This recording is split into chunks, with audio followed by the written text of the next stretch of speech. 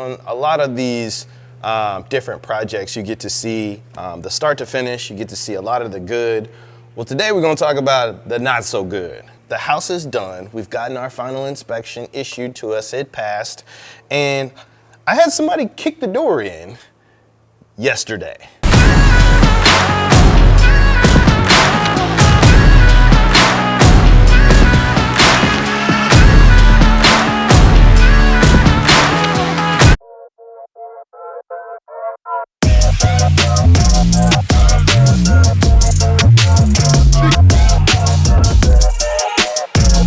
When somebody comes and breaks into your property, there's always a risk. That's why we carry insurance. Doesn't make it any less frustrating. But yeah, we had to have police come out here. There was a guy who in the neighborhood had recently got released from jail, came back to his neighborhood where he originally was from, and decided he was just gonna move into the house. I'm like, dude, are you crazy? You're not moving into my house. So needless to say, police came, got him, he's in jail. Now I have to deal with the repercussions of him being in the house. By simply kicking the door in, now the door frame, the trim, everything is broken and busted. So I have to replace that. Not to mention him coming into the house, being in the house, bringing some things in the house. Now we have to get the house cleaned. We have to make sure everything is in working condition and repaint, retexture. I mean, it is what it is, right? And that's the risk that you run when you do investment projects that you don't live in or different areas at the same time. It's part of the risk. It's a risk we're willing to take. Doesn't happen every day, happens every so often, once in a blue moon. We deal with it, we move on, we keep investing.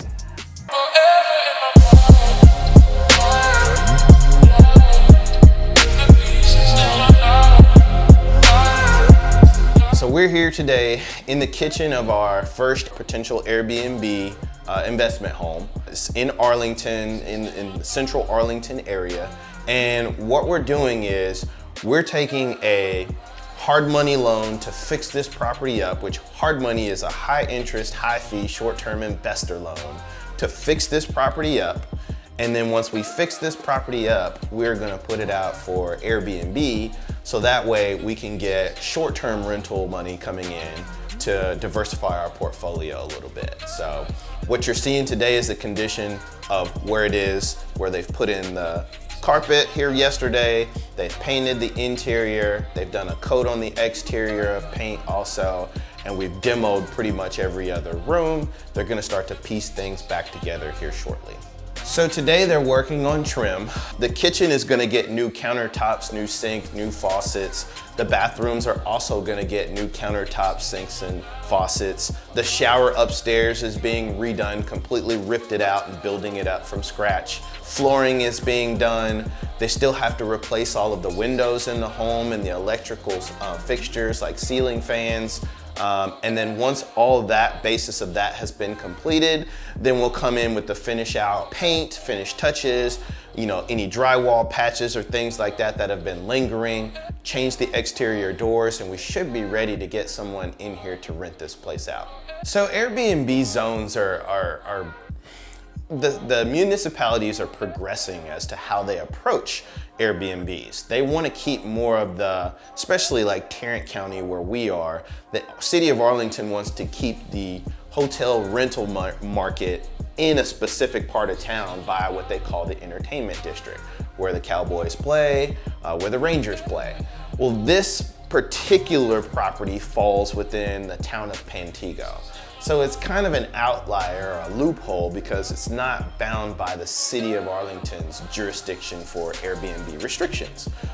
So I'm able to actually put this one up as a short-term rental without breaking any rules, which I appreciate because it allows us to, like I said, get some different cash flow in a little bit faster, a little bit higher on a short term, and allow us to diversify our investment portfolio. If it doesn't work, my exit strategy would just to be put a long-term tenant in here and get it rented out and move on to the next property.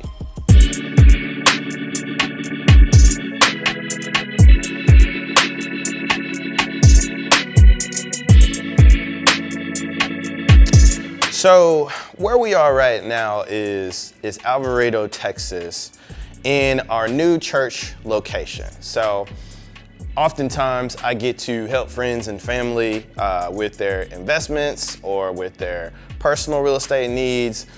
The real fulfillment can come on days like today where I can stand in a church building for the church that I attend, for church that I'm a member to, and say that, hey, I helped get this building for our ministry. So this is a Change for Christ Ministries, Change for Christ Church, new building location. We just had our first service this past Sunday. There was hundreds of people here.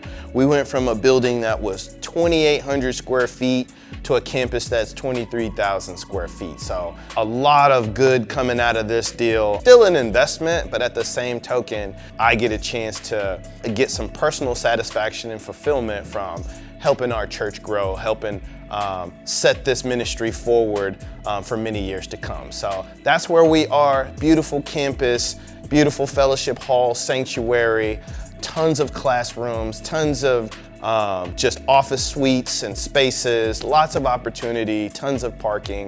This is a great situation that we were able to accomplish, and I'm happy to be a part of this. So our church has been in existence now for 8 years. We just celebrated our 8-year anniversary. We started out with 9 members.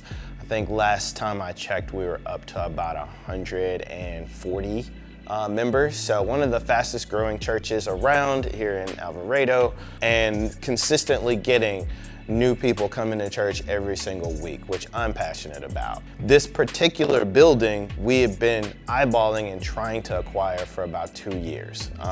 We first got it right before COVID. We were in plans to make sure that we got this contract locked up on this building. COVID happened, shut everything down, and then that turned around and stalled the deal out.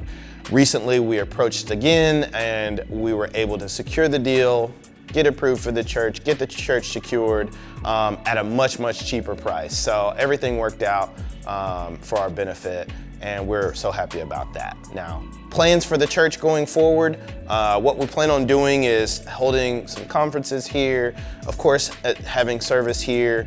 We have a fellowship hall that's great for events. So we're going to be having events in the fellowship hall, may have some weddings and things of that nature here. We can have some concerts and things here now that we have a facility to hold enough people. And we also have plans for the building out to the east of us, which is going to probably be turned into apartments where we can further help people in the area, in the community. We plan on doing a lot here. So this is the first step in that phase.